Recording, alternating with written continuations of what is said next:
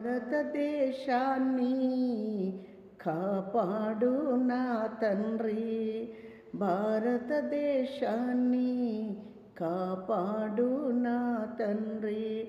79 సంవత్సరాలు స్వతంత్రం తెచ్చావు, మాకు సీసాగా అమలు చేశావు.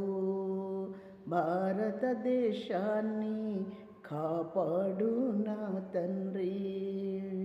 భారతదేశంలో ఉన్న ప్రజలను నీవు రక్షించయ్యా, ఈ దేశంలో రక్షించయ్యా. భారతదేశాన్ని కాపాడు నా తండ్రి, భారతదేశాన్ని కాపాడు నా తండ్రి. హల్లెలూయా, ఆమేన్.